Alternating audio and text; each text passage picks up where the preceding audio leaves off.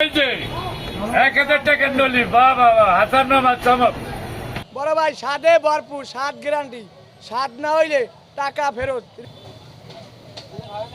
Juicy আছে, সেই নরম। সন্ধ্যা নামতেই এমন হাঁকডাকের সঙ্গে ভোজনপ্রিয় মানুষদের আনাগোনায় জমে উঠে মিরপুর শেরেবাংলা ক্রিকেট স্টেডিয়ামের সামনের গেট। লাগোয়া ফুটপাতের দুই পাশ জুড়ে রয়েছে ছোট ছোট ভ্রাম্যমাণ খাবারের দোকান। আছে প্লাস্টিক টুল দিয়ে সাজানো বসার ব্যবস্থাও। এই যে গরু দৌড়াইলো, গেল গরু, এই যে নলে গেল। কথাই বলে ভালো আর সুস্বাদু খাবারের ঘ্রাণ বহুদূর থেকে টের পান ভোজন রসিকরা। অনেকে খাওয়ার আগ্রহ থেকেও ঘুরে থাকেন বিভিন্ন জায়গা। কম খরচে নানা খাবারের স্বাদ পেতে স্ট্রিট ফুডের বিকল্প নেই। যারা স্ট্রিট ফুডে অভ্যস্ত তাদের জন্য মিরপুরের এই স্ট্রিট ফুডগুলো পেট আর মন ভরাবেই।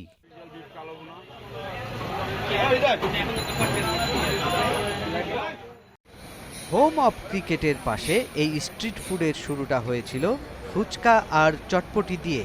সময়ের সঙ্গে সেখানেই গড়ে উঠেছে বিভিন্ন স্বাদ আর পদের খাবারের দোকান। সন্ধ্যা নামলেই শুরু হওয়া এসব খাবারের দোকান জমজমাট হয়ে ওঠে রাত বাড়ার সঙ্গে সঙ্গে, পরিণত হয় স্ট্রিট ফুডের মেলাতে। এখানে আমার আগে ছিল একটা চটপটির দোকান, তা করোনার ভিতরে খুব দুর্দিনের ভিতর ছিলাম ভাই। মানে এত দুর্দিন আপনারা বলে বুঝাতে পারবো না যে আমি যে 1000 টাকা ম্যানেজ করে যে আমি একটা ভ্যান ভাড়া নেবো সেই টাকাটা আমার কাছে ছিল না ভাই। ভ্যান নিছি 1000 টাকা দিয়ে, মানুষের বাকি বাট্টা মাল নিয়ে এই প্রথম আমি শুরু করি। তা প্রথম শুরু করার পরে আলহামদুলিল্লাহ মাসি বাত্তা মেনে বইবে। আর এখন তো আলহামদুলিল্লাহ বাজার খুবই ভালো। তা আমি খুব দুঃখে কষ্টে মনে করেন যে এত দুঃখ কষ্ট গেছে, কিন্তু ভাই বললে আপনারা বুঝাতে পারবো না। তা আলহামদুলিল্লাহ এখন আমি মনে করেন আগে 1 লাখ খাইতে পারতাম না, আর এখন আমি 20 জন স্টাফ আছে আমার। আমি 20 জন স্টাফ 20টা সংসার চলে এই দোকানটা দিয়ে। আগে আমি নিজেই খাইতে পারতাম না, আমি খুব কষ্টে মানে আগে থাকতাম একটা টিন সেট বাজার ভাড়া দিতে পারতাম না 5000 টাকা, আর এখন আলহামদুলিল্লাহ 20,000 টাকা ফ্ল্যাট ভাড়া দিতে পারি।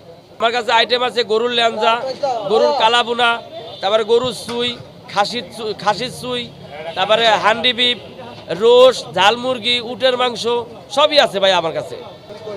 ভাইয়া উটের মাংস যে কই থেকে আনছি বা আপনার এটা বলবো না, কিন্তু আপনি ল্যাব টেস্ট করতে পারেন, মাংস দিয়ে দেবো, আপনি ল্যাব টেস্ট করেন। মিরপুর ঢাকার মধ্যে সবচেয়ে জনবহুল এলাকা হলেও স্টেডিয়ামের এই স্ট্রিট ফুডের খবর পৌঁছে গেছে গোটা নগর জুড়েই।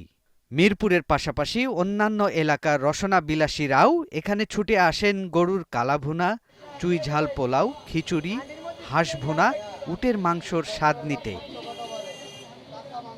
আমরা দক্ষিণ বনশ্রী থেকে এসেছি। আমি রাজহাঁসের মাংস নিয়েছি, ভালো ছিল, খারাপ না, ভালো লেগেছে খেতে। আমি নিয়েছি উটের মাংস, এই প্রথম টেস্ট করলাম, তো ভালোই লাগছে।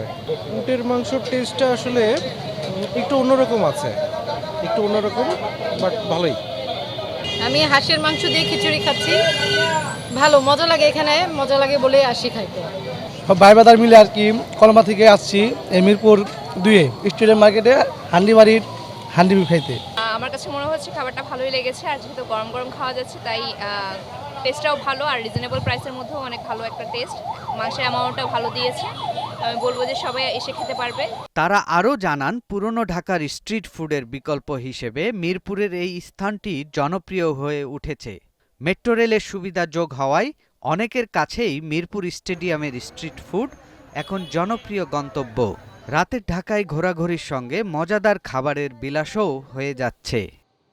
আসলে আমরা মানে মিরপুরে যারা আছি মানে তাদের হচ্ছে মানে এই সমস্ত মানে স্ট্রিট ফুড মানে হচ্ছে খাওয়ার জন্য আমাদের নাজিরা বাজার বা হচ্ছে মাওয়া যাওয়া লাগতো বা দূর দূরান্তে যাওয়া লাগতো, বাট মিরপুরে আমরা যারা আছি তাদের জন্য এটা একটা প্লাস পয়েন্ট যে আমরা হচ্ছে বাসা থেকে বের হলেই মানে এই বিশেষ করে যে হাসান মামা ওনার যে খাবারটা মানে আমরা রেগুলারই এখানে আসি, তো এটা আমাদের জন্য অনেক মানে ভালো হয়েছে। হ্যাঁ, আগে আমরা মাওয়া যেতাম, তারপরে আরও দূরে দূরে যেতাম খাওয়ার জন্য। এখন বাসার পাশে মিরপুরে পাচ্ছি খিচুড়ি, তারপর আরও অন্যান্য খাবার, তো খুব ভালোই লাগে এখানে আসতে। আমরা আসলে স্ট্রিট ফুডের যখন আসি তখন হচ্ছে কনভিনিয়েন্ট ওয়েতে যেখানে কাছে পাই ওখানেই যাই।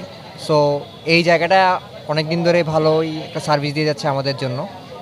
একদম কাছাকাছি, বাজার খুব কাছাকাছি, সহজে আসা যায়, এবং এই জায়গায় আপনি অন্যান্য এলাকার লোকজনকেও দেখবেন, কারণ হচ্ছে এখানে পুরান ঢাকায় যেতে হচ্ছে না, উত্তরা থেকে আসছে, কারণ বাজার থেকে আসছে, বসুন্ধরা থেকে আসছে, মেট্রো রেলের জন্য এটা অনেক ইজি হয়ে গেছে, ইজি একটা কনভিনিয়েন্ট লোকেশন, অনেক ভ্যারাইটিস খাবার পাওয়া যাচ্ছে এবং হচ্ছে আপনার চুজ করে দেখতে পারবেন সব কিছু, ঘুরে ফিরে দেখে একদম যাচাই করে খেতে পারছেন। এটাই হচ্ছে কনভিনিয়েন্ট ওয়ে এবং কস্ট কম, এটা সবার জন্যই ভালো, সবার একটা মিলন মেলা হচ্ছে।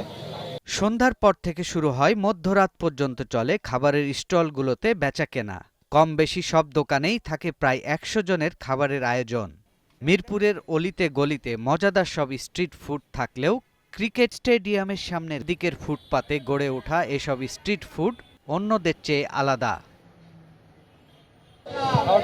না, খাবারটা আসলে অনেকটা ভালো, সমস্যা নেই, অন্য জায়গাতে অনেক বেস্ট, দাম রিজনেবল, সমস্যা নেই। রেস্টুরেন্টের যে খাবার ওই সেম দামি, ওর চাইতে আরও কম।